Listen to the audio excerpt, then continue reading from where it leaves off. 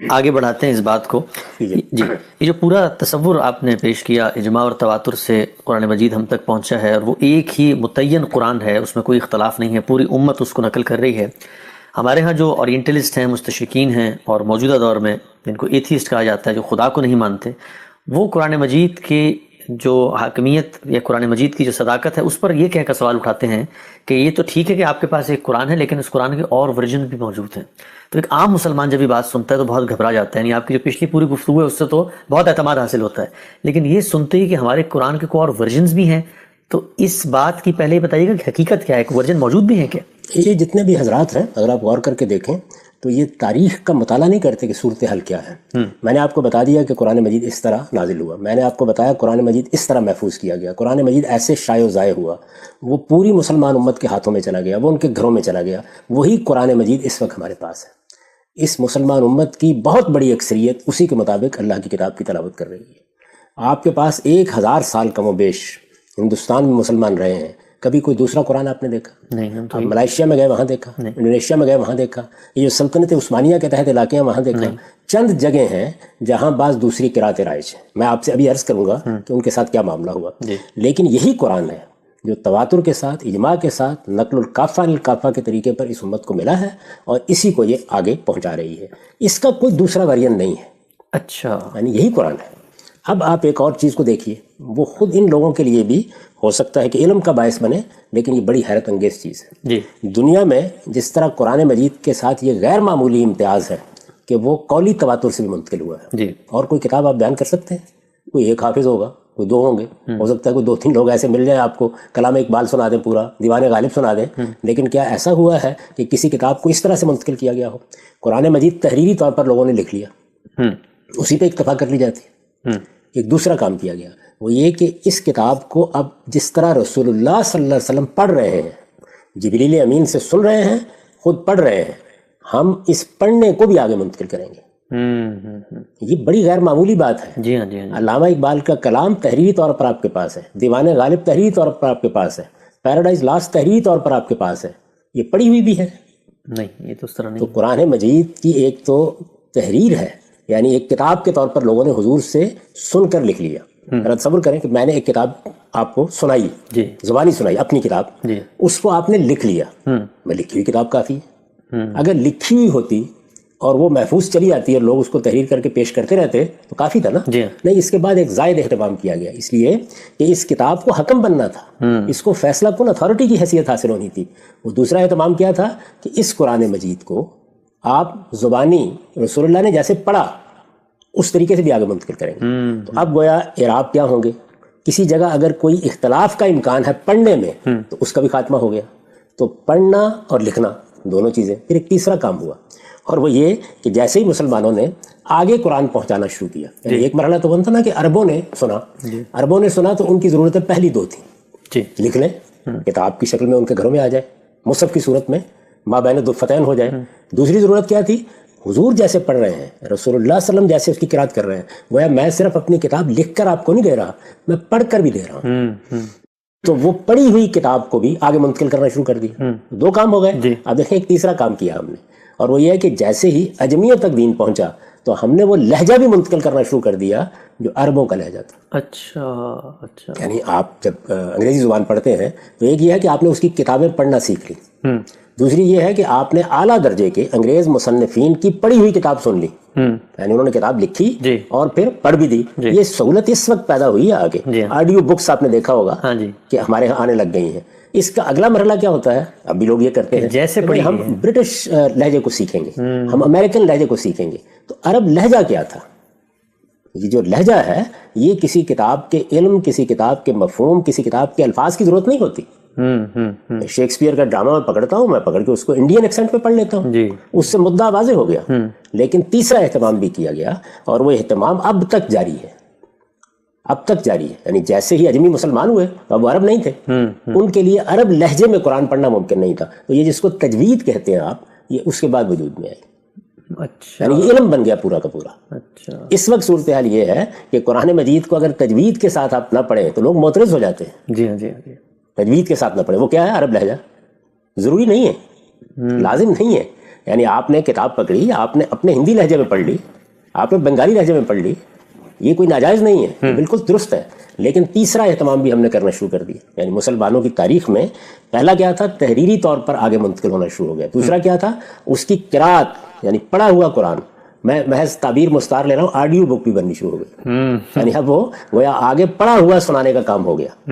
اور پھر بہت لوگ بیٹھ گئے، ہلکے بن گئے، وہ عرب لہجہ سکھانے لگ گئے. اور لہجہ اس لیے سکھانے لگ گئے کہ کہیں پڑھنے میں کوئی غلط لہجے سے پڑھے گا تو کوئی تبدیلی نہ ہو جائے. یہ کہا گیا کہ چونکہ یہ عربوں کے لیے نازل ہوا ہے اور عربوں کی زبان میں نازل ہوا ہے تو اس کی خوبصورتی یہی ہے.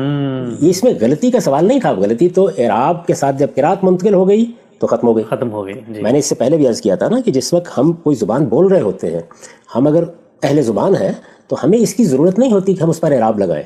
یہ جو میں اس وقت اردو بول رہا ہوں، اب دیکھیں پہ سب پہ اعراب لگے ہوئے ہیں. اس وقت جب میں بول رہا ہوں تو الف پہ زیر لگی ہوئی ہے، سین پہ جزم لگی ہوئی ہے، وقت کی واو پر زبر موجود ہے، یہ لگے ہوئے ہیں. میں بول رہا ہوں، اسی کو لکھ دیا جائے تو آپ پڑھ لیں گے، اس لیے کہ آپ اس زبان کو جانتے ہیں. عرب بھی ایسے پڑھ لیتے، صرف تحریر ہوتی تب بھی کافی تھی. لیکن ادنا درجے میں بھی کوئی ایسی چیز نہ پیدا ہو جائے جو اس کتاب کی حکومت کو متاثر کرے. فیصلہ کن ہونا ہے، اس نے یہ میزان ہے، اس کی بنیاد پر حق و باطل کے فیصلے ہونے ہیں. تو دوسرا اہتمام، اور پھر اس کے بعد تزئین کے پہلو سے تیسرا اہتمام، وہ بھی ہم نے کرنا شروع کر دیا. اب یہ جب سارے اہتمام مسلمانوں نے پہلی صدی میں کرنا شروع کر دیے تو اس وقت ایک اور چیز پیدا ہوئی. اور چیز یہ تھی کہ رسالت مآب صلی اللہ علیہ وسلم پر جب یہ قرآن نازل ہو رہا تھا تو میں نے آپ کو تفصیل سے بتایا کہ ایک اس کا پہلا مرحلہ ہے جس میں وہ اس وقت کے مخاطبین کے لحاظ سے نازل ہوا. یعنی قریش مکہ ہے، ان کو مخاطب کیا گیا، اہل کتاب ہیں، ان کو مخاطب کیا گیا، صحابہ کرام ہیں جن کو یا ایھا الذین آمنوا کہہ کے مخاطب کیا جاتا ہے، اس وقت کے لوگوں کو مخاطب کیا گیا. اس میں ترتیب بالکل اور تھی، بالکل ان کے لحاظ سے تھی. اللہ تعالیٰ نے جب اسے باقی دنیا کے لیے، رہتی دنیا کے لیے، قیامت تک کے لیے ترتیب دیا تو پھر اس کو بالکل اور نظم میں ڈال دیا. یعنی اب جو صورتحال ہے، اس کا جو نتیجہ نکلا، لازمی نتیجہ یہ نکلا کہ بعض جگہوں پر جب ضمیمیں داخل کیے گئے، مثلا سورہ مزمل کو دیکھیں تو اس کا اوپر کا حصہ صاف قرآن بتا دے گا کہ وہ مکے میں نازل ہوا ہے، بہت پہلے نازل ہوا ہے، یہ کہہ لیجئے. اس کا جو دوسرا حصہ ہے وہ مدینے میں اور بہت بعد میں نازل ہوا ہے. اب اس کو آپ جوڑیں گے نا، اس جگہ رکھ دیں گے. وہ دونوں حصے مخاطبین کے لحاظ سے جب پڑھے گئے تو ممکن ہے کہ اس میں کسی جگہ سیرے خطاب کے طریقے ذرا مختلف رہے ہوں. جب اس کو دوبارہ ترتیب دیا گیا تو اللہ تعالیٰ نے اس کو اس طرح کی بہت سی چیزوں میں ایک دوسرے سانچے میں ڈال دی. یہ معاملہ بھی بعض جگہوں کے اوپر ہوا. تو میں نے آپ کو یہ بتایا تھا کہ وہ جو آخری زمانہ ہے جس میں رسالت مآب صلی اللہ علیہ وسلم نے اس کو ترتیب دیا، اب وہ کتاب گویا عالمی سطح پر پوری دنیا کے لیے حجت بنی اس طرح. چنانچہ نہ اس کو کسی شان نزول کی ضرورت ہے، نہ یہ جاننے کی ضرورت ہے کہ اس کی وہ ترتیب کیا تھی. یہ محض تاریخی علم ہوگا، اس سے زیادہ کچھ نہیں. اللہ تعالیٰ نے ان کے لیے وہ ترتیب رکھی، ہمارے لیے ایک دوسری ترتیب کی. یہ بات آپ کریں گے تو میں بتاؤں گا کہ یہ ترتیب جو اب دی گئی ہے ہمارے لیے وہی ہونی چاہیے. اس نئی ترتیب ہی میں اب خدا کی حجت ہے. اب استدلال اسی سے کیا جائے گا، احتجاج اسی سے کیا جائے گا، اسی کو دیکھا جائے گا. اسی کی بنیاد پر آپ بتائیں گے کہ یہ قرآن کا نظم ہے، یہ سورہ پہلے ہے، یہ سورہ بعد میں ہے. اس لیے کہ یہ کام خود مصنف نے کیا ہے، یہ اللہ تعالیٰ کا کیا ہوا کام ہے. اس کو قرآن نے خود بیان کیا کہ انا علینا جمعہ، یہ ہماری ذمہ داری ہے کہ ہم یہ کام کریں گے. تو یہ آخری زمانے میں ہو گیا. جب یہ آخری زمانے میں ہو گیا تو اس کے بعد اسی آیت کو دیکھیے جو قرآن مجید کی سورہ قیامہ میں ہے. کیا کہا؟ انا علینا جمعہ و قرآنہ، ہماری ذمہ داری ہے کہ ہم اس کو جمع کریں گے، ترتیب دیں گے، اس کے بعد پھر پڑھیں گے. یعنی پھر وہ دوسرا کام دوبارہ ہوگا. پورا کا پورا قرآن جب نئی ترتیب میں آ جائے گا تو پھر شروع سے آخر تک پڑھا جائے گا. اچھا، اب سوال یہ پیدا ہوا کہ اس سے پہلے جو پڑھا جاتا رہا اس میں اگر اور اس میں کوئی اختلاف ہوگا تو فیصلہ کن چیز کیا ہوگی؟ جو آخر میں پڑھا گیا ہے. خود قرآن نے بتایا نا کہ جس وقت ہم وہ قرات کریں گے تو فتبع قرآن بھی کرو گے. یعنی اب قیامت تک قرآن کی یہ قرات ہے جس کو عرضہ اخیرہ کی قرات کہا جاتا ہے. عرضہ اخیرہ کا مطلب یہ ہے کہ جو آخری دفعہ قرآن پیش کیا گیا. یعنی قرآن مجید جبریل نے رسول اللہ کے لیے پڑھا، رسول اللہ نے جبریل کے سامنے پڑھا. اس میں روایتوں سے معلوم ہوتا ہے بعض صحابہ بھی بعض وقت میں شریک ہوئے. یہ نئی ترتیب صرف ترتیب نہیں تھی، اس کے ساتھ ایک نئی قرات بھی تھی. یعنی وہ جو پہلے مخاطبین کے لحاظ سے کہیں اسالیب اختیار کیے گئے تھے ان میں بہت معمولی تبدیلیاں بھی کی گئی. جیسے ہم ایک کتاب کو مرتب کرتے ہیں، وہ ان مخاطبین کے لیے ضروری تھا، یہ ہمارے لیے ضروری تھا. ٹھیک. تو یہ جو تبدیلیاں، تغیرات تھے، یہ جب کر کے آپ نے ایک دوسری قرات کر دی جس کو عرضہ اخیرہ کی قرات کہا جاتا ہے. اب یہی قرآن ہے، یہی رائج ہے، یہی دنیا میں پھیلایا گیا، اسی کے مطابق پڑھا جا رہا ہے. لیکن وہ جو پہلی قراتیں صحابہ نے سن رکھی ہوئی تھی ان کا کیا ہوا؟ یا پہلے انہوں نے اپنے کچھ مصاحف ترتیب دے رکھے ہوئے تھے تو ان کو کیا کیا جائے؟ وہ ان کے پاس تھے، وہ لوگ دیکھتے بھی تھے، وہ ان کے لیے بڑی قیمتی دولت بھی تھی حضور کی خدمت میں بیٹھ کے. تو ان سے جب یہ کہا گیا کہ اب عرضہ اخیرہ کی قرات ہو گئی ہے تو آپ اب یہ نہ بیان کریں، تو انہوں نے کہا ہم نے حضور سے سنا ہوا ہے. اچھا. چنانچہ بخاری میں وہ روایت موجود ہے کہ ابی بن کعب جو قرآن کے بڑے علماء میں سے ہیں، انہوں نے کسی موقع پر ایسی کوئی قرات کی. وہ کون سی قرات؟ عرضہ اخیرہ سے پہلے کی قرات، یعنی کسی آیت کو اس طریقے سے پڑھا. جب وہ پڑھا تو سیدنا عمر نے اس پر اعتراض کیا اور یہ فرمایا کہ اب تو صرف عرضہ اخیرہ کی قرات کے مطابق پڑھا جائے گا، جیسے کہ میں نے آپ کو بتایا کہ خود قرآن نے حکم دے دیا تھا. تو انہوں نے کہا کہ میں نے جو بات رسول اللہ سے سنی ہوئی ہے میں تو بیان کروں. اچھا، تو یہ میں نے رسول اللہ سے ایسے سنا ہوا ہے، میں بیان کروں گا. یہ وہ کوئی اختلاف نہیں کر رہے رائج قرآن کے ساتھ، بلکہ یہ کہہ رہے ہیں کہ یہ تو ہو گیا نا، یعنی قرآن مجید کو ترتیب دے دیا گیا، وہ شائع ہو گیا، وہ ضائع ہو گیا، لیکن یہ جو کچھ ہم نے اپنے ان کانوں سے اس فیض ترجمان سے سنا ہے، اس کو ہم کیسے بیان کرنے سے رک جائیں؟ تو وہ اپنے نسخے بھی دکھا دیتے تھے ان کو کہ میں نے تو یہ اس طرح 10 صورتیں لکھی تھیں، 20 صورتیں لکھی تھیں، فلاں وقت میں حضور کی خدمت میں حاضر ہوا تھا، میں پہلے اس کو ایسے ترتیب دیا کرتا تھا. یہ ساری جتنی چیزیں تھیں وہ بیان ہونا شروع ہو گئیں. جب یہ بیان ہونا شروع ہو گئیں تو ظاہر ہے کہ یہ کیا چیز تھی؟ اخبار احاد تھی. ایک مرتبہ پھر یاد کریں اس بات کو کہ ایک چیز ہے اجماع و تواتر سے سنت جاری ہو گئی، نماز کیسے پڑھنی ہے، روزہ کیسے رکھنا ہے. ایک چیز قرآن مجید ہے، وہ بھی پوری مسلمان امت نے نقل کرنا شروع کر دیا، شائع و ضائع ہو گیا. لیکن اس طرح کی چیزیں سنت کے بارے میں بھی لوگ بیان کرنے لگ گئے، قرآن کے بارے میں بھی بیان کرنے لگ گئے. اخبار احاد، یعنی کسی نے کہا کہ میں نے تو حضور کو نماز پڑھتے ہوئے دیکھا تھا کہ آپ نے تو سجدوں سے اٹھتے ہوئے بھی رفع یدین کیا تھا، یعنی یہ جو ہم ابتدا میں ہاتھ اٹھاتے ہیں ایسے ہاتھ اٹھایا تھا. یہ علم جو اخبار احاد سے منتقل ہونا شروع ہوا، مسلمانوں نے کمال دیانت کے ساتھ اس کو بھی محفوظ کیا. اچھا، اس کو بھی محفوظ کیا. یعنی یہ حضور کے ساتھ تعلق کا اظہار تھا، وہ ایک پازیٹیو سمت میں یہ ہوا سب کچھ. اس لیے کہ لوگ بالکل مطمئن تھے کہ قرآن مجید جب شائع و ضائع ہو گیا ہے، وہ ساری دنیا کے ہاتھوں میں ہے، تو کوئی مسئلہ نہیں ہے، ہم یہ کیوں نہ بیان کریں.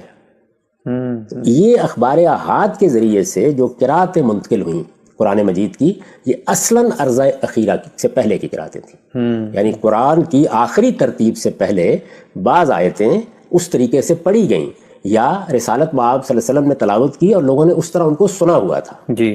تو وہ یہ نہیں کہہ رہے ہیں کہ ہم اس قرآن کو چیلنج کر رہے ہیں، وہ یہ کہہ رہے ہیں ہم نے یہ سنا ہوا ہے، اس کو بیان ضرور کریں گے. یعنی پہلا اصرار صحابہ کرام میں سے بعض لوگوں کی طرف سے ہوا، ہم بیان ضرور کریں گے. دوسرا رسپانس مسلمان امت کی طرف سے ہوا کہ ہم اس کو محفوظ ضرور کریں گے، کیونکہ رسول اللہ کی نسبت سے اگر کوئی بات آ رہی ہے تو اس کو کیوں ہم رد کریں. یہ جو حدیث کا سارا ذخیرہ ہے یہ اسی اصول پر سامنے آیا. میں تو کئی مرتبہ بتا چکا کہ قرآن جاری ہو گیا، سنت جاری ہو گئی، اس کی کوئی ضرورت نہیں تھی. لیکن جو لوگ رسالت مآب صلی اللہ علیہ وسلم کو دیکھ چکے، آپ کا اسوہ دیکھا، آپ کا گھر دیکھا، آپ کا اٹھنا بیٹھنا دیکھا، آپ کی سیرت دیکھی، آپ کے سوانے دیکھے، ایسے ہی آپ سے پہلے بھی قرآن سنا، ان کو آپ اگر روکیں گے تو کس اصول پر روکیں گے؟ یعنی کوئی اندیشہ نہیں تھا، کوئی خطرہ نہیں تھا. بعض لوگوں نے نقد کیا بھی، جیسے میں آپ کو بتایا کہ سیدنا عمر نے توجہ دلائی تو انہوں نے کہا کہ میں تو نہیں اس چیز کو چھوڑوں گا جو میں نے حضور سے بھی سن رکھی ہوئی ہے. تو وہ یہ نہیں کہہ رہے کہ یہ قرآن مجید سے ہمارے پاس کوئی مختلف قرآن ہے، وہ پہلے جو سنا ہوا ہے انہوں نے اس کو بیان کرنے کا حق مانگ رہے ہیں. یہ انہوں نے بیان کیا. میں نے عرض کیا کہ امت کا رسپانس کیا تھا، نہیں اس وقت کا، تابعین کا، انہوں نے لیا ان سے. تو اس کو بھی لوگوں نے لکھنا شروع کر دیا، ایسے ہی جیسے حدیثیں لکھنی شروع کر دی. یعنی یہ حدیث میں جو قرآن مجید کی روایتیں بیان ہوئی ہیں یہ وہ ہیں. آپ جب بخاری اٹھائیں گے یا مسلم اٹھائیں گے یا بڑی کوئی حدیث کی کتاب اٹھائیں گے تو وہاں پر پورے باب ہیں جن میں اس طرح کی روایتیں بیان ہوئی ہیں. اب جب یہ روایتیں بیان ہونی شروع ہو گئیں تو حدیث کو حاصل کرنے کے لیے جو شوق پیدا ہوا، پھر عرض کر دوں کہ قرآن اور سنت میں پورا دین تھا، کوئی چیز اس میں نہ اضافہ کر رہی تھی نہ کمی کر رہی تھی. لیکن حضور کی نسبت سے، قرآن کی نسبت سے اگر کوئی بھی تاریخی بات بیان ہوگی تو لوگوں کا یہی رد عمل ہوگا، رسپانس یہی ہوگا، ایسے ہی کریں گے. بیان کرنے والے اس کے لیے تیار نہیں ہوئے کہ وہ بیان نہ کریں، اور سننے والے اس کے لیے تیار نہیں ہوئے کہ ہم اس کو نہ سنیں. تو اسی سے در حقیقت یہ جو اتنا بڑا کام آپ کے یہاں ہوا ہے کہ رسالت مآب صلی اللہ علیہ وسلم نے سنت کے بارے میں جو کچھ کہا، کسی سوال کا جواب دیا، کسی موقع پر نماز ایک خاص طریقے سے پڑھی، یہاں تک کہ لوگ دیکھ رہے ہیں کہ اچھا آپ بیٹھے ہیں نا تشہد پہ تو یہ پاؤں کدھر کو نکالا ہے، اچھا آپ سجدے میں گئے ہیں تو آپ نے انگلیاں کیسے رکھی. ان میں سے کوئی چیز بھی ضروری نہیں تھی. یعنی سنت کے طور پر نماز جاری کر دی گئی، فطری طور پر ہاتھ جہاں آنے ہیں جب سجدے میں جائیں گے آئیں گے، لیکن لوگ ان چیزوں کو بیان کر رہے ہیں. یہ بہت بڑی دولت بھی تھی، اس میں کوئی شک نہیں ہے. اس لیے کہ جس ہستی پر آپ ایمان لا رہے ہیں کہ وہ خدا کا آخری پیغمبر ہے، اس کے بارے میں ایک ایک چیز ایک دولت ہی بنے گی. اور اس میں جواہر ریزے بھی تھے، لیکن اس سے مسائل بھی بہت پیدا ہوئے. وہ مسائل اگر آپ غور کریں تو ہمارے یہاں سنت کی تعین میں بھی ہوئے جی، اسی لیے مجھ کو اس پہ کام کر کے اس کو الگ کرنا پڑا. اس وقت بھی صورتحال یہ ہے کہ لوگوں کو یہ باور کرانا بہت مشکل ہو جاتا ہے کہ تہمت باندھنا کوئی سنت نہیں ہے، کھجور کھانا کوئی سنت نہیں ہے، کدو پکانا کوئی سنت نہیں ہے. بتانا پڑ جاتا ہے نا. بالکل اسی طریقے سے یہ بھی بتانا پڑ جاتا ہے کہ یہ اخبار احاد کی بنیاد پر جو قرآن مجید کی بعض قراتیں نقل ہو رہی ہیں، یہ عرضہ اخیرہ سے پہلے سے کی قراتیں تھیں. ان کو نقل ضرور کریں، محفوظ بھی رکھیں، لیکن نہ ان سے استدلال کیا جا سکتا ہے، نہ یہ قرآن میں داخل کی جا سکتی ہیں، نہ یہ قابل احتجاج ہیں. بس یہ تاریخی ریکارڈ ہے، رکھیں اس کو آپ. چونکہ اللہ تعالیٰ نے قرآن مجید میں حکم دے دیا ہے کہ اب قیامت تک کے لیے قرآن کی کون سی قرات ہوگی؟ عرضہ اخیرہ کے بعد کی، جو آخر میں کی گئی ہے. میں آپ کو قرآن کی آیت سنا دی، انا علینا جمع ہو. یہ ہماری ذمہ داری ہے کہ ہم اس قرآن کو جمع کریں گے. انا علینا جمع ہو اور قرآن ہو، یعنی جمع کرنا بھی ہماری ذمہ داری ہے، دوبارہ اس پورے کو پڑھنا بھی ہماری ذمہ داری. فیضا کرانا ہو، وہ جب ہم دوبارہ پڑھیں گے اس کو تو کیا کرو گے؟ فتبع قرآن، اس کی پیروی کرو گے. تو پیروی تو اسی کی ہوگی، اسی کی امت کر رہی ہے، وہی قرآن شائع و ضائع ہے. اب وہ جو ریکارڈ میں سب کچھ موجود ہے وہ حدیث کی کتابوں میں بھی ہے، وہ بعض نسخوں کے بعد حاشیے میں بھی چھاپ دیا جاتا ہے. بعض لوگ جو ہے اس کو باقاعدہ طریقے سے آگے شائع و ضائع بھی کرتے ہیں. ایسا بھی ہوتا ہے کہ مدرسوں میں وہ قراتیں پڑھی جاتی ہیں، علم ہے جس کی روایت ہو رہی ہے، پڑھی جاتی ہیں بعض موقعوں کے اوپر. ہمارے مفسرین اس کی بنیاد پر تفسیر کرتے ہیں، اس سے بعد مشکلات حل ہو جاتی ہیں، معلوم ہو جاتا ہے کیا مدعا ہے کیا نہیں. میں بہت سی مثالیں دے سکتا ہوں کہ انہوں نے اسی طریقے سے حل کرنے کی کوشش کی ہے. تو یہ مسلمانوں کا وہ اعتناء ہے جو رسالت مآب صلی اللہ علیہ وسلم کی نسبت سے جو اخبار احاد ملتی ہیں وہ انہوں نے سنت میں بھی کیا ہے، قرآن میں بھی کیا ہے. یہ کوئی الگ ورژن نہیں ہے. تو گویا جو قرآن مجید رسول اللہ صلی اللہ علیہ وسلم نے دیا، جس کو پڑھ کے سنایا، پوری نسل نے پڑھا، آگے منتقل کیا، اس کے بارے میں کوئی ذرہ برابر ابہام نہیں ہے. وہ اپنی جگہ موجود ہے، اور اس کو اس کی اصل جگہ پہ رکھنے کے بعد یہ جو اخبار احاد سے قراتیں لوگوں نے منتقل کی، ان کو ریکارڈ کے طور پہ منتقل کیا جا رہا ہے. یہ بالکل ایسے، اس کی ابتدا ایسے ہی ہوئی. میں نے آپ سے عرض کیا نا کہ جن کے پاس یہ چیز موجود تھی، ان کو یاد تھا، یعنی انہیں یاد تھا کہ ہم نے تو پہلی بار حضور سے ایسے سنا تھا، ہم نے تو مالک یوم الدین کو ملک یوم الدین سنا تھا، یا کہا انہوں نے کہ ہم نے تو یکذبون کو یکذبون سنا تھا، یا یہاں جو تعلمون ہے اس کو ہم نے یعلمون سنا تھا. اس طرح کی جو بہت چھوٹی چھوٹی چیزیں ہیں ان کو انہوں نے بیان کیا، انہیں روکا بھی گیا کہ اس سے کوئی اختلاط نہ پیدا ہو جائے. میں نے آپ کو سنایا ہے کہ بخاری کی روایت ہے کہ سیدنا عمر نے روکا. یہی کام حضرت عثمان نے کیا، یعنی لوگوں کو روکا اس سے، اور یہ کہا کہ اس طرح کی چیزوں کو مرتب کرنا چھوڑ دو. لوگ باز نہیں آئے، تیار نہیں ہوئے اس کے لیے. اس وقت بھی آپ دیکھیں بہت سے لوگ آپ سے بحث کریں گے کہ یہ جو حدیث کا اتنا بڑا ذخیرہ ہے، 60-70 ہزار روایات ہیں، یہ اگر اس طریقے سے نہ جمع ہوتی تو اختلافات نہ پیدا ہوتے بہت سے. میں ہمیشہ یہ کہتا ہوں کہ بھائی کیسے نہ ہوتی، یعنی آپ کیسے پابندی لگاتے؟ یہ آزادی رائے پر پابندی ہوتی، حضور کے ساتھ لوگوں کے تعلق پر پابندی ہوتی، یہ علم پر پابندی ہوتی. یعنی آپ کیسے پابندی لگا سکتے ہیں؟ سیدنا عمر جیسا شخص بھی نہیں روک سکا. تو لوگوں نے یہ جس طرح سنت کے معاملے میں چیزیں بیان کی، اور اس وقت یہ جتنی بحثیں مناظرے ہوتے ہیں سب انہی چیزوں پر ہوتے ہیں، بالکل اسی طرح سے لوگوں نے وہ چیزیں منتقل کی. جب وہ منتقل ہونا شروع ہو گئیں تو اب اگلے زمانے میں جس طرح حدیثوں میں بہت سی وضع کر کے حدیثیں شامل کر دی گئیں، اور لوگوں نے اس کی بنیاد کے اوپر کچھ مسائل بیان کرنا شروع کر دیے. وہ ایک پوری تاریخ ہے، آپ چاہیں گے تو میں بتا دوں گا کہ وہ کیسے آگے بڑھی. پھر اس کے بعد یہ نافع کی قرات، یہ ابن کثیر کی قرات، یہ حمزہ کی قرات، یہ پھر کیسے بنی، وہ اپنی جگہ ایک پوری داستان ہے، لیکن ابتدا یہاں سے ہوئی. ٹھیک ہے، ہم سب یہاں پر ہمارا نشست کا وقت ختم ہوتا ہے. انشاءاللہ اگلی نشست میں اسی موضوع کو آگے بڑھاتے ہیں. اب تک کے لیے آپ کے وقت کا بہت شکریہ. آپ نے ایک بات فرمائی تھی ہم سے گزشتہ نشست میں کہ یہ ایک بہت فطری امر ہے کہ جس چیز کو آپ خود رسول اللہ سے براہ راست سنتے ہیں تو آپ کے دل میں خواہش پیدا ہوتی ہے کہ اگر آپ نے ان کی زندگی میں، ان کی موجودگی میں کوئی چیز مرتب کی تھی تو آپ اس کو قائم رکھیں.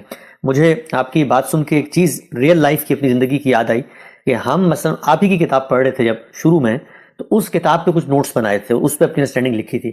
آج آپ کی کتاب کے کئی مختلف ورژنز آ چکے ہیں. یہاں تو قرآن نے اعلان کر دیا کہ اب کوئی ورژن نہیں آئے گا، لیکن وہ اصل نسخہ آج بھی ہم نے گھر پہ رکھا ہوا ہے اسی غرض سے کہ اس سے ایک اٹیچمنٹ بھی ہے اور اس پہ ہمارے نوٹس بھی ہیں اور سب چیزیں ہیں. تو یہ بڑی فطری چیز لگتی ہے. لیکن سوال یہ پیدا ہوتا ہے کہ چلیں اگر یہ بات یہاں تک رہتی تو ٹھیک تھا. کچھ علماء نے یہ کہا کہ یہ قراتیں تو جس طرح یہ عرض اخیرہ کی قرات ہے اسی طریقے سے یہ باقی قراتیں بھی متواتر ہیں. تو کیا رسول اللہ صلی اللہ علیہ وسلم سے ان قراتوں کا تعدد ثابت ہوتا ہے کہ آپ نے قرآن ایک طرح یوں بھی پڑھا اور دوسری طرح یوں بھی پڑھا؟ ہرگز نہیں، اس طرح کوئی چیز. میں نے آپ کو بتایا کہ ایسا ہوا کہ ابتدا میں جب نزولی ترتیب سے یہ آ رہا تھا، قریش مخاطبین تھے، اہل کتاب مخاطبین تھے، ایک مخصوص صورتحال میں بات کی جا رہی تھی، تو بعض جگہوں پر بعض تعبیریں اختیار کی گئیں. لیکن پھر اللہ تعالیٰ نے دوبارہ قرات کی. جب دوبارہ قرات کی تو وہ ہمارے پاس اب قرآن کی صورت میں محفوظ ہے، اور یہ حکم دے دیا قرآن مجید میں کہ اب یہی قرات ہے جو پڑھی جائے گی. مطلب قرآن، یعنی یہ مصنف کی اپنی ترتیب کے بعد مصنف کا اپنا فیصلہ ہے. یہ بات سمجھ لینی چاہیے. اس سے پہلے میں بڑی وضاحت سے بتا چکا ہوں کہ یہ بات کہ یہ کوئی سیدنا عثمان کے زمانے میں مرتب کیا گیا، کوئی کمیٹی بنائی گئی، کوئی آیتیں تلاش کی گئی، ہرگز نہیں، یہ سب بالکل افسانے ہیں، کوئی حقیقت اس کی نہیں ہے. اس پر بہت تفصیلی علمی بحث ڈاکٹر شہزاد سلیم صاحب نے کر دی ہے قرآن مجید کی تاریخ پر، جو انہوں نے مفصل کام کیا ہے، اس کو لوگ دیکھ سکتے ہیں. یہ سب کچھ نہیں، اس طرح وہ منتقل ہو رہا ہے، لیکن اس کے ساتھ یہ چیزیں مسلمانوں کے علم میں ہیں. عرضۂ اخیرہ سے پہلے ایسے پڑھا تھا، ایسے پڑھا تھا، ایسے پڑھا تھا، یہ بھی ہم نے سنا تھا، ہم نے تو ایسے قرات کرتے ہوئے بھی دیکھا تھا. یہ چیزیں ان کے پاس ہیں، اس کو وہ بیان کر رہے ہیں. میں نے آپ سے عرض کیا کہ اس کو روکنے کی صحیح بھی کی خلفائے راشدین نے، یعنی سیدنا عمر نے اس کی صحیح کی، سیدنا عثمان نے صحیح کی، اس میں کچھ سختی بھی کی. بعض روایتوں سے یہ معلوم ہوتا ہے کہ بعض نسخے بھی جلا دیے گئے اس طرح کے، لیکن لوگ اس کو بیان کرنے سے باز نہیں ہیں. اور یہ مسلمانوں کی دیانت بھی ہے کہ انہوں نے اس کو محفوظ رکھا، اور یہ اس وقت کی جو رائے کی آزادی ہے. یعنی آپ کیا کر لیں گے، میرے پاس ایک چیز ہے میں بیان کر رہا ہوں. آپ نے بھی بیان کیا نا کہ اگر فرض کر لیجئے کہ آپ اس زمانے کی میزان کی اس طرح کی چیزیں چھاپ دیں اور ان یہ کہیں کہ یہ ہمارے پاس وہ نسخہ موجود ہے. بہت سی ایسی چیزیں ہیں، آپ دیکھیں یہ کانٹ کی کرٹیک آف پیور ریزن جو ہے اس کے کچھ 7-8 ایڈیشن ہیں. یعنی مصنف کتاب چھاپتا ہے، پھر اس پہ نظر ثانی کرتا ہے. یہ تو ہے نا انسانی کام. اللہ تعالیٰ کے ہاں اصل میں یہ بالکل ٹھیک حکمت کے مطابق ہوا کہ پہلے مخاطبین اس وقت زندہ لوگ ہیں سامنے، آج کے مخاطبین وہ لوگ نہیں ہیں. اب اس کو ہم نے ماضی میں ایک سرگزشت کے طور پر پڑھنا ہے، تو ترتیب بھی تبدیل کی گئی اور بعض جگہوں کے اوپر لفظی تغیرات بھی کیے گئے. یعنی وہ کس طرح کے ہیں، وہ یہ نہیں کہ مدعا کے تغیرات ہیں، یعنی یہ کہا گیا تھا کہ تم جانتے ہو، کر دیا گیا وہ جانتے ہیں. میں نے مثال دی اس بات کی. تو اس طرح کی بعض چیزیں تھیں جن سے ابتدا ہوئی. جب ان سے ایک بار ابتدا ہو گئی اور لوگوں نے ان کو مرتب کرنا شروع کر دیا، تو جو کچھ حدیث میں ہوا ہے وہ یہاں بھی ہوا. اچھا کیا ہوا ہے؟ یعنی وہ ہمارے پاس بھی دولت موجود ہے کہ جو حضور سے صحابہ نے بیان کی، تابعین نے بیان کی، اور بعد کے زمانوں میں وہ سب کچھ بھی موجود ہے جو باقاعدہ گڑھا گیا. آپ جانتے ہیں کہ بہت بڑے بڑے مجموعے ہیں موضوعات کے. موضوع کس حدیث کو کہتے ہیں؟ لوگوں نے اپنی طرف سے گڑھ کے بیان کرے. تو اگر حضور کی نسبت سے اعمال کی چیزیں گڑھی گئیں تو خود سوچنے کہ قرآن کی کیوں نہیں گڑھی جائے؟ جو لوگ وہ کام کر رہے ہیں یہ کیوں نہیں کریں گے؟ جو لوگ وہ کام کر رہے ہیں وہ یہ کیوں نہیں کریں گے؟ تو اس سے بہت بڑے پیمانے پر شیوع بھی ہونا شروع ہو گیا. یعنی بہت تھوڑی سی چیزیں تھیں جو صحابہ نے بیان کی، اب وہ زیادہ ہونا شروع ہو گیا. یہ زیادہ کہاں، مسلمانوں میں یا علمی حلقوں میں زیادہ؟ ظاہر ہے کہ علمی حلقوں کی چیز ہے، علمی حلقوں ہی کی چیز ہے. مسلمانوں کے پاس تو قرآن ہے، عام آدمی اس کو پڑھ رہا ہے، نقل کر رہا ہے، آگے منتقل کر رہا ہے، اس کو حفظ کر رہا ہے. علم کی دنیا میں یہ چیزیں، یہ حدیثیں بھی یوں تھوڑی ہے کہ عام مسلمان بیٹھ گئے تھے. یعنی یہ بھی علم کی دنیا میں سب کچھ ہو رہا ہے. رسالت باب صلی اللہ علیہ وسلم جب دنیا سے رخصت ہوئے تو قرآن صراحت سے کہتا ہے کہ کچھ منافقین مدینہ تک میں رہ گئے جن کا خاتمہ نہیں ہوا.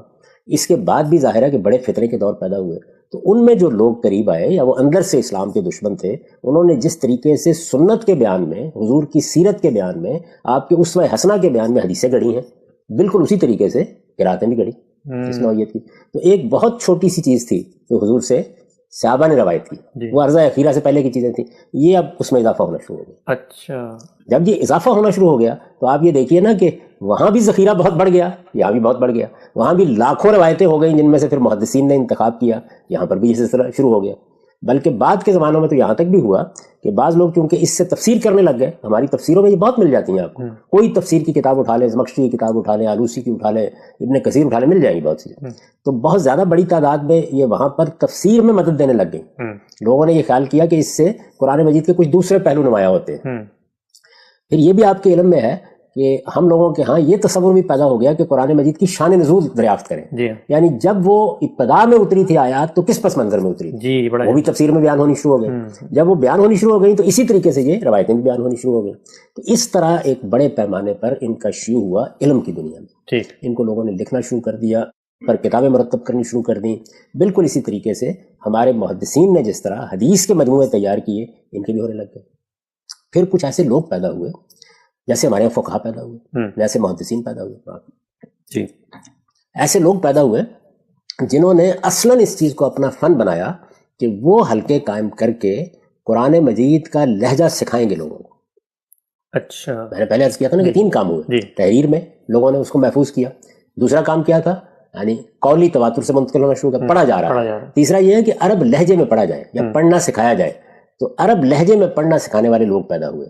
وہ کیا کر رہے ہیں، اجمی لوگ ہیں ان کے سامنے، اور وہ عرب لہجے میں جیسے قرآن پڑھتے تھے، اور ظاہر ہے کہ ان کے لہجوں میں کچھ تنوع بھی تھا، اختلافات بھی تھے، تو کسی نے کسی لہجے کو پسند کیا، کسی نے کسی لہجے کو پسند کیا، وہ اس میں اب قرآن مجید لوگوں کو سکھانے لگ گئے۔ یہ لوگ ہیں کہ جن کو قاری کہا جاتا تھا، اچھا، یعنی یہ قرآن مجید کی مجالس منعقد کرتے اور ان میں لوگوں کو سکھاتے تھے۔ یہ جو نافع ہے، ابن کثیر ہے، حمزہ ہے، اس طرح کے لوگ ہیں، پورا قرآن مجید یہ اس طریقے سے لوگوں کو پڑھا رہے تھے۔ اس کے ساتھ ہی انہوں نے ایک اور کام کر ڈالا۔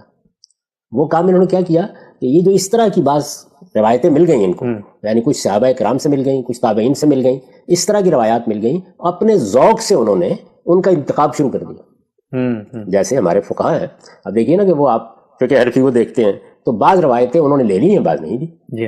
ایسے ہی امام شافعی بعض روایتوں کو قبول کرتے ہیں، بعض کو نہیں قبول کرتے۔ تو حدیث سنت کے معاملے میں یہی ہو رہا ہوتا ہے کہ آپ انتخاب کر رہے ہوتے ہیں، اس میں آپ کا ذوق بھی کار فرما ہوتا ہے، اور آپ بعض اوقات محسوس کرتے ہیں کہ اگر ایسے قرآن مجید کو پڑھا جائے تو اس سے یہ بات زیادہ واضح ہو جاتی ہے۔ تو ان لوگوں نے اپنا اختیار ترتیب دینا شروع کر دیا، اس کو اصطلاح میں کہتے ہیں اختیار ہے۔ اچھا، اپنا اختیار ترتیب دینا شروع کر دیا، جیسے فقہ الگ سے مرتب ہو گئی، یہ حنفی فقہ ہے، یہ شافعی فقہ ہے، دین تو وہ ایک ہی تھا نا، جیسے محدثین نے روایتوں کا انتخاب کیا، اسی طرح جیسے محدثین نے روایتوں کا انتخاب شروع کر دیا۔ تو اب ظاہر ہے کہ امام ابو داؤد نے ان روایتوں کا انتخاب کیا، امام مالک نے ان روایتوں کا انتخاب کیا، کچھ چھوڑا کچھ لے لیا۔ تو یہ ترک و اختیار جو ہے یہ فقہ میں بھی ہونے لگ گیا، یہ حدیث میں بھی ہونے لگ گیا، یہ ان قرات کے بڑے بڑے لوگوں نے بھی کرنا شروع کر دیا۔ اچھا، جیسے لوگ حنفی فقہ سیکھنے کے لیے جانے لگ گئے، ظاہر ان کا مرکز کوفہ تھا، یا مالکی فقہ سیکھنے کے لیے جانے لگ گئے، اس کا مرکز مدینہ تھا، بالکل اسی طریقے سے ان قاریوں سے بھی سیکھنے لگ گئے، ان کا اختیار سیکھنے لگ گئے۔ یہ اپنا اختیار مطلب کیا کہ یہ قرآن مجید جو ہمارے پاس متواتر قرآن ہے، اس کی بعض جگہوں کے اوپر جو وہ پہلی ارضاء اخیرہ سے قراتیں ان کو ملیں یا ان کے بعد اس میں شامل ہوئیں، ان کو اختیار کر کے یہ اس کو سنانے لگ گئے، اس کو پڑھانے بھی لگ گئے۔ یہ علم کی دنیا میں یہ سب کام ہو رہا تھا، یعنی عامت الناس کے ہاں کچھ نہیں ہوا، وہ وہی قرآن پڑھ رہے ہیں، وہی قرآن سیکھ رہے ہیں، اسی قرآن کو آگے منتقل کر رہے ہیں۔ اسی وجہ سے آپ یہ حیرت انگیز چیز دیکھتے ہیں نا کہ جب ہم تاریخ میں پڑھتے ہیں کہ ایک زمانے میں مدینے کے لوگ فلاں قرات پڑھتے تھے، بصرہ کے لوگ یہ پڑھتے تھے، وہ لوگ نہیں پڑھتے تھے، وہ وہاں کے اہل علم قاری حضرات تھے جو پڑھتے تھے، اور ان میں یہ ترک و اختیار ہوتا رہتا تھا علم کی دنیا میں۔ یہ آج تک ایسے ہی جاری ہے، یعنی ترک و اختیار وہاں شروع ہوا، اختیار کے مطابق عرب لہجہ پڑھانا شروع کر دیا، شہرت ہو گئی، لوگوں نے اس کو قبول کرنا شروع کر دیا، جیسے کچھ حنفی ہو گئے، کچھ شافعی ہو گئے، کچھ یہ ہو گئے، اور پھر اس کے بعد یہ چیزیں آگے شائع ہونے لگ گئی۔ آپ نے سوال یہاں سے کیا تھا کیا یہ متواتر ہے، یعنی یہ ان کو تو اخبار احاد کے طور پر ملی، آگے پھر بے شمار لوگ ان کے شاگرد ہوئے اور انہوں نے پڑھنے شروع کر دی۔ تو یہ تواتر اصل میں ان قاریوں سے ہے۔ اچھا، یعنی جب یہ کہا جاتا ہے کہ یہ متواتر ہیں تو اس کا مطلب وہ قرآن نہیں ہے جو رسالت میں آپ صلی اللہ علیہ وسلم سے متواتر ملا ہے، یہ قراتیں ان قاریوں سے متواتر ہوئی۔ ایسے سمجھ لیں کہ بخاری اب متواتر ہے، لیکن وہ امام بخاری سے متواتر ہے۔ امام بخاری نے جو احاد روایتیں تھیں ان کا مجموعہ مرتب کیا، اب سینکڑوں شاگرد پیدا ہو گئے، تو بالکل اسی طرح سے ان قاریوں کے ساتھ ہوئے۔ ٹھیک، یعنی یہ کہنا کہ قرآن مجید جو اصل میں قرآن کی متعدد قراتیں تھیں بھی صحابہ کے دور میں، وہ جب آگے نقل ہوئیں تو خبر واحد کے اصول پر ایک انڈیپینڈنٹ آدمی آگے پہنچا رہا ہے، قاریوں نے جب اختیار کیا تو پھر سینکڑوں طالب علموں کو سکھایا، تو اس کے بعد ان کا پوری تاریخ بتا دی ہے کہ ارضاء اخیرہ سے پہلے کی قراتیں جو صحابہ کرام کو یاد تھیں یا انہوں نے نوٹ کی ہوئی تھیں یا انہوں نے اس سے پہلے قرآن کا کوئی نسخہ بیان کیا ہوا تھا، وہ علمی طریقے سے آگے منتقل ہوا، بات یہاں سے شروع ہوئی، بڑھتے بڑھتے وہاں تک پہنچی، یہاں تک کہ پھر قاریوں کا اختیار رائج ہو گیا، یعنی وہ اختیار لوگ سیکھنے لگ گئے، جیسے فقہ حنفی سیکھنے لگ گئے، جیسے امام بخاری سے حدیث سیکھنے لگ گئے۔ تو یہ مجموعے جس طریقے سے حدیث کے مرتب ہوئے یا جیسے فقہ مرتب ہوئی، ایسے ہی یہ کام ہو گیا۔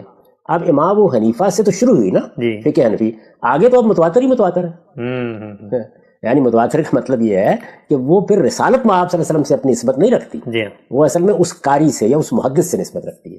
امام مالک نے موطا ترتیب دی، وہ اخبار احاد کا مجموعہ ہے، ترتیب پا گئی، اب وہ ایک کتاب ہے، اس کتاب کو سینکڑوں لوگ ان سے سیکھنے لگ گئے، اب کتاب کو ایک طرح کا تواتر حاصل ہونے لگ گیا۔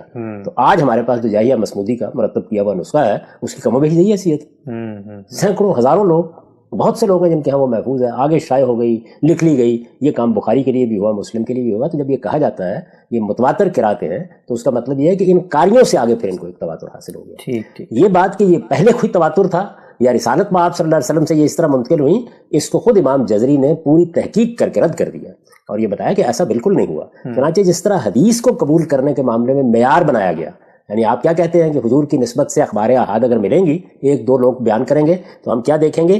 ہم یہ دیکھیں گے کہ راوی ثقہ ہے، ہم یہ دیکھیں گے کہ اس کی سند میں اتصال ہے, ہم یہ دیکھیں گے کہ اس کی حفظ و اتقان کا کیا عالم تھا. یہاں پر بھی ایک معیار بنایا گیا جی ان قراتوں کو قبول کرنے کے لیے, یعنی یہ معیار بنایا گیا کہ وہ عربیت کی روح سے ٹھیک ہونی چاہیے. اچھا, ہو سکتا ہے کسی آدمی نے ایسے ہی کوئی عربی جملہ بنا دیا ہو تو قرآن مجید سے متعلق ایسی بات تو نہیں کہی جا سکتی. عربیت کی روح سے کوئی سند ہونی چاہیے اس کی, جس کی بنیاد پر وہ قابل, جو اس وقت مصحف آپ کے ہاتھوں میں ہے اس کا سٹرکچر یا جملہ اس کو قبول کر لے.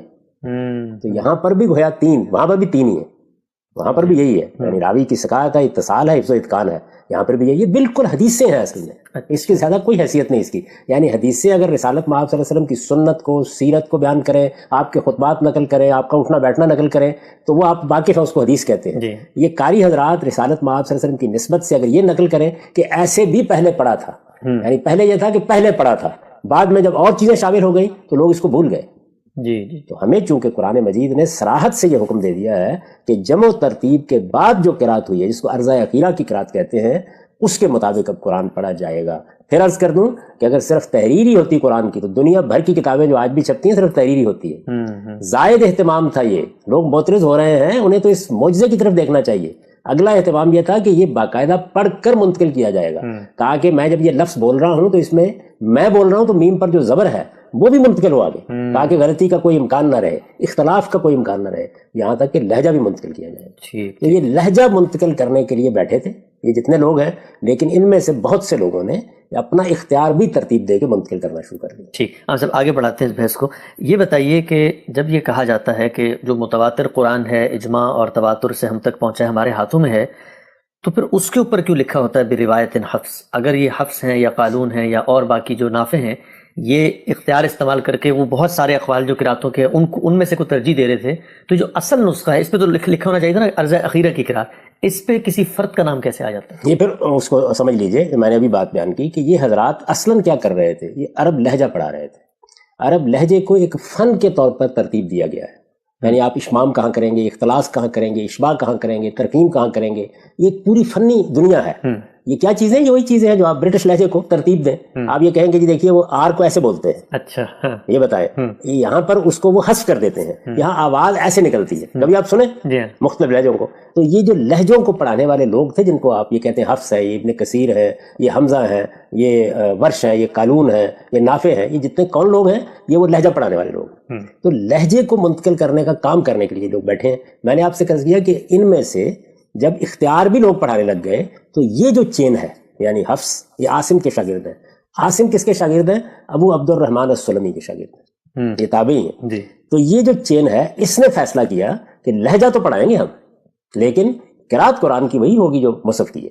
تو جیسے ان لوگوں کے اختیار کے لیے وہ لہجہ پڑھایا جا رہا تھا, تو یہ ضرورت اس مصحف کی بھی تو تھی نا کہ اس کا بھی لہجہ پڑھایا جائے, عرضہ اخیرہ والی قرات, عرضہ اخیرہ والی قرات کی. تو اس کو جب کہا جاتا ہے حفص کی قرات تو اس کا مطلب ہے حفص نے جیسے اس کو پڑھا. اچھا, اس میں متن میں کوئی تغیر نہیں کیا گیا, متن میں کوئی تبدیلی نہیں, حفص نے اختیار استعمال نہیں کیا, کوئی اختیار استعمال نہیں کیا. یہ بالکل ریکارڈ پر موجود ہے. ابو عبد الرحمن السلمی نے یہ مدرسہ قائم کیا. ابو عبد الرحمن السلمی کے بارے میں صراحت سے یہ تاریخ میں نقل ہو گیا ہے کہ وہ بالکل وہی قرات پڑھاتے تھے جو عرضہ اخیرہ کی قرات. انہی الفاظ میں یہ ساری بات لکھی ہوئی ہے, اور خاص طور پر تنبیہ بھی کرتے تھے لوگوں کو, اور یہ کہتے تھے کہ یہ تم لوگوں نے جو اس طرح کی قراتیں پڑھنی شروع کر دی ہیں, نہ یہ ابو بکر نے پڑھی تھی, نہ عمر نے پڑھی تھی, نہ عثمان نے پڑھی تھی, نہ علی نے پڑھی تھی, نہ زید بن ثابت نے پڑھی تھی, یہ سب وہ کہتے تھے. وہ تو ایک ہی قرات قرآن مجید کی جو عرضہ اخیرہ کی قرات ہے وہی پڑھتے تھے. اسی پر حضور دنیا سے رخصت ہوئے. یہ ساری باتیں میں نے اپنے اس مضمون میں لکھ دی ہیں, اس کے حوالے بھی لوگ دیکھ سکتے ہیں جو میری کتاب مقامات میں قرات کا اختلاف کے زیر عنوان موجود ہے. تو یہ اس طریقے سے گویا ایک مدرسہ وہ تھا کہ جس نے جو قرآن مجید ہمارے پاس شائع و ضائع ہے, اس کی بھی تو ضرورت تھی نا. یعنی سب سے زیادہ اسی کی ضرورت, سب سے زیادہ اس کی ضرورت تھی. یعنی پہلی ضرورت کہ لکھا گیا تو لکھا تو جا رہا تھا, ہزاروں لوگ رہ رہے تھے. اس میں کسی اختیار کا استعمال کیا کرنا, یہ تو عرضہ اخیرہ کی قرات تھی, تو سوال ہی نہیں پیدا ہوتا تھا. تو دو چیزیں تو وہی تھیں, لیکن ایک تیسری چیز کے لیے پھر قاری حضرات آئے تو انہوں نے پڑھانا شروع کر دیا. تو اب ابو عبد الرحمن السلمی نے وہی عرضہ اخیرہ کی قرات کو بھی عرب لہجے میں تعلیم دینا شروع کیا. عاصم ان کے شاگرد تھے, انہوں نے بھی یہی کیا. اس کے بعد حفص نے آگے پڑھایا. تو اب ہمارے ہاں وہ چونکہ حفص کا لہجہ عرب لہجہ جو منتقل کیے, میں نے پھر وہی بتایا کہ وہ پورا فن بن گیا ہوا ہے. تو آپ تجوید سکھاتے ہیں جب, تو اصل میں وہی فن سکھاتے ہیں. اب ہے نا, را کو ایسے پر پڑھنا ہے, یہاں ترخیم کر دینی ہے, یہاں لفظ کے اندر پھیلاؤ ہے, یہ یہاں حرف یا اتنا اوپر اٹھانا ہے. یہ سب چیزیں جتنی ہیں ان کا کوئی تعلق مدعا سے مضمون سے نہیں ہوتا. یہ بالکل وہی ہے کہ وہی انگریزی ہے, وہ ایک امریکن بول رہا ہے, تو ایکسنٹ اور ہوگا، لہجہ اور ہوگا، ایک انڈین بول رہا ہے تو اور ہوگا. تو یہ عرب لہجہ حفظ کے ذریعے سے اس متواتر قرات کا منتقل ہوا ہے، یا گویا یوں سمجھ لیجئے کہ ارضا اخیرہ میں جو قرآن ہمیں دیا گیا ہے اس کی بھی یہ ضرورت تھی. تو یہ بات بیان کی جاتی ہے حفظ کا نام لے کے. یعنی حفظ اصل میں اس ارض اخیرہ کی جو پڑھنے کا لہجہ ہے اس کے بڑے امام تھے، اس لیے ان کے نام سے یہ مشہور ہو گئے. یعنی یہ سارے حضرات اصل میں اسی چیز کے امام تھے، بیٹھے یہی کرنے کے لیے تھے، لیکن چونکہ وہ اخبار احاد کی بنیاد پر دوسری قراتیں بھی شائع آئے. آپ فقہ سے سمجھ لیجئے نا جی. یعنی امام ابو حنیفہ کے یہاں اصرار ہے کہ جو روایت چلی آ رہی ہے نماز کی، روزے کی، بس اس کو ہم آگے چلے جائیں گے، جہاں پہ ضرورت ہوگی اجتہاد کی اجتہاد کر لیں گے. فقہ حنفی کی بنیادی اساس یہ ہے. لیکن باقی ائمہ کے ہاں وہ روایتیں جو آ گئی تو وہ ان روایات کو پھر قبول کرتے ہیں، ایڈجسٹ کرتے ہیں، لیتے ہیں. اس وقت کے حناف ویسے حنبلی ہو چکے ہوئے ہیں، لیکن میں ابتدا بتا رہا ہوں آپ کو. تو جس طرح وہاں پر یہ فرق آپ محسوس کرتے ہیں، امام ابو حنیفہ کے ہاں یعنی وہ اختیار کے لیے تیار نہیں ہے. جی. جو روایت سنت کی قائم ہو گئی ہے، میں سنت کے بارے میں بات کر رہا ہوں، لیکن باقی لوگ اخبار احاد کی بنیاد پر آپ کو بتاتے ہیں کہ یہ ہاتھ جو ہے نا ذرا سینے کے اوپر باندھ لیں، کیونکہ ایک روایت میں اس کا ذکر آ گیا ہے، آپ نے رکوع اس طریقے سے کرنا ہے، ایک روایت میں اس کا ذکر آ گیا ہے. تو ان روایات کی بنیاد کے اوپر جب آپ نے اس سنت کی تعین شروع کر دی تو اپنا اختیار قائم کرنا شروع کر دیا نا. یہ اختیار فقہ میں بھی ہوا، یہ محدثین کے یہاں بھی ہوا اور یہ قاریوں کے یہاں بھی ہوا، لیکن حفظ کے یہاں ایسی کوئی چیز نہیں ہوئی. اور یہ تاریخی ریکارڈ میں موجود ہے کہ ابو عبد الرحمن سلمی نہ صرف یہ کہ اختیار استعمال نہیں کیا انہوں نے، بلکہ سخت تنبیہ کرتے تھے کہ یہ نہ کیا جائے، روکتے تھے اس بات سے. ٹھیک روکتے تھے. وہ یہ کہتے تھے کہ جو سارے کے سارے خلفائے راشدین نے ہمیں قرآن دیا، وہ قرآن جو شائع و ضائع ہے، اس کے ساتھ ہی آپ کیا کر رہے ہیں؟ وہ اس کو قبول ہی نہیں کرتے تھے. تو اس وجہ سے یہاں ایسا کوئی کام نہیں ہوا. یہ اصل میں ارضا اخیرہ کی قرات، اللہ کی ترتیب دیا ہوا قرآن، اس کو بھی عرب لہجے میں پڑھنا سکھایا گیا ہے اور یہ حفظ کے ذریعے سے منتقل ہوا. ٹھیک. اچھا، آپ نے فرمایا کہ جو ارض اخیرہ کی قرات ہے وہ اجماع و تواتر سے جاری ہے، پوری دنیا میں مسلمان اسی کو پڑھ رہے ہیں، آگے بڑھا رہے ہیں. یہ کیا وجہ ہے کہ جب ہم دیکھتے ہیں علمی حلقوں میں تو چلے سمجھ میں آتا ہے کہ وہ خبر واحد آ گئی ہے، اس کو ہسٹری کے طور پہ وہ رکھ بھی رہے ہیں، پریزرو بھی کر رہے ہیں، بڑی اچھی بات ہے. لیکن ہم دیکھتے ہیں کہ جو بعض مغرب کے علاقے، مراکش ہے، تیونس ہے، وہاں پر تو یہ حفظ سے بالکل ایک مختلف دوسری قرات ہے، وہاں کی مسجدوں میں پڑھائی جاتی ہے. تو اگر خبر واحد تھی، اجماع تواتر سے ارض اخیرہ جاری تھی، تو وہاں یہ کیسے آ گئی پھر؟ یہ بھی دیکھیے ایک تاریخی حادثہ ہے، اس کو بھی سمجھ لیجئے. یعنی یہ جو میں نے قاری حضرات بتایا آپ کو، تو چونکہ جس طرح فقہ میں اختیار استعمال ہو رہا تھا تو بعض ان کے اختیارات ائمہ نے بھی پسند کرنے شروع کر دیے. اچھا. امام مالک نافع کے اختیار کو پسند کرتے تھے. اچھا. مراکش وغیرہ میں مالکی تھے. ٹھیک. تو اب ظاہر ہے کہ جو فقہ کا ایک خاص تعلق تھا امام مالک کے ساتھ، وہ نافع کے انتخاب کا باعث بنا. تو یہ کچھ تیسری صدی کے خاتمے پہ آ کر ایک قاضی تھے وہاں کیروان میں، انہوں نے یہ حکم دیا، یہ سب کچھ ریکارڈ پہ موجود ہے. انہوں نے حکم دیا کہ ہمارے علاقے میں تو نافع کی قرات پڑھی جائے گی، یہ نافع کا اختیار پڑھا جائے گا. یہ باقاعدہ نافذ کر دیا اور سختی سے روک دیا. اس کا نتیجہ ہے کہ وہاں ایک چھوٹے سے علاقے میں اس کا شیوع ہوا، اور ظاہر ہے کہ پھر بعد کے زمانوں میں وہ پھیلتا چلا گیا. ایسے چھوٹے چھوٹے بعض علاقے آپ کو اور جگہوں میں مل جاتے ہیں. اچھا. یہ ایسے ہوا. یعنی یہ تاریخ بھی محفوظ ہے. بالکل ایسے ہے کہ جس طرح سے ہم نے بحث کرتے ہوئے بتایا تھا کہ یہ ممکن ہی نہیں ہے کہ آپ کسی بدعت کو شروع کریں اور آپ کو اس کی تاریخ نہ مل جائے. جی ہاں. یعنی اجماع اور تواتر نیچے سے اوپر تک جاتا ہے. تو یہ بالکل باقاعدہ طریقے سے تاریخی ریکارڈ بتا دیتا ہے کہ ان لوگوں کے ہاں اس کا شیوع کیسے ہوا اور نافع کی قرات کو کیسے اختیار کیا گیا. میں نے آپ سے عرض کیا کہ چونکہ عمومی قبولیت ہو گئی تھی، یعنی لوگ یہ کہتے تھے کہ اچھی بات ہے، یعنی اس طرح بھی قرآن پڑھا گیا تھا، اس سے کیا فرق پڑتا ہے. تو اول تو اختیار کو لوگوں نے قبول کرنا شروع کر دیا اور مفسرین حضرات نے نقل کرنا شروع کر دیا. اچھا، اس سے احتجاج بھی شروع ہو گیا. احتجاج ایک علمی اصطلاح ہے، یعنی اس سے حجت پکڑنے لگ گئے لوگ، تشریح کرنے لگ گئے. آپ جانتے ہیں کہ میراث کا پورا قانون جو ہے وہ ہمارے یہاں قرات ہی پر مبنی ہے. تو اس لیے اس کو جب تفسیر میں بھی اختیار کر لیا گیا تو لوگوں کے اندر کوئی بہت زیادہ اس سے قرابت نہیں رہی. یعنی وہ قرآن جاری ہے، لوگوں کے ہاتھوں میں موجود ہے. تو بعض علاقوں میں جب اس میں سیاسی طاقت استعمال کی گئی تو یہ بھی ہوا. اب دیکھیں سیاسی طاقت کیا کرتی ہے. یہ جو جزیرہ نما عرب ہے آپ کا، جس وقت ترکوں کی حکومت وہاں ختم ہوئی ہے، تو حنفی تھے نا سب کے سب، آج ہے تو حنبلی مذہب جو کبھی بھی جاری نہیں ہوا تھا وہ ہو گیا، اس لیے کہ سیاسی طاقت حاصل ہو گئی. لیکن یہ جو ہو گیا تو کیا اس کے بعد کوئی آدمی وہاں کھڑا ہو کے یہ کہہ سکتا ہے کہ ہم تو حضور کے مدینے میں کھڑے ہیں اور حضور کے مکے میں کھڑے ہیں، جو مذہب یہاں ہے یہ حضور کا مذہب. ہم جانتے ہیں کہ 1924 میں خلافت ختم ہوئی ہے، ہم جانتے ہیں 1917 میں کے قریب یہ حکومت قائم ہوئی ہے. ہمیں معلوم ہے کہ یہ حنبلی نقطہ نظر کا ایشو ہوا کیسے ہے، امام ابن تیمیہ کے ساتھ کیا تعلق تھا، محمد بن عبد الوہاب کا، ساری بات سے ہم واقف ہیں. تو بالکل اسی طرح سے مراکش وغیرہ میں جو نافع کی قرات کا ایشو ہے اس کی تاریخ محفوظ ہے، ہم اس سے واقف ہیں پوری. ٹھیک. اب جب خلاصہ کر لیتے ہیں، ہماری نشست کا وقت بھی یہاں ختم ہو رہا ہے، کہ جس وقت یہ کہا جائے ایک عام آدمی کے سامنے جو قرآن مجید کو اجماع اور تواتر سے اخذ کر رہا ہے، پر اعتماد طریقے سے کھڑا ہوا ہے، اس کو جب یہ بتایا جائے کہ تمہارے قرآن کے کچھ اور ورژنز ہیں جن میں مختلف انداز میں بات پڑھی گئی ہے یا کچھ لفظ کا اضافہ یا کچھ صیغے کی تبدیلی ہے، تو وہ کیسے اس کو جواب دے گا اس بات کا؟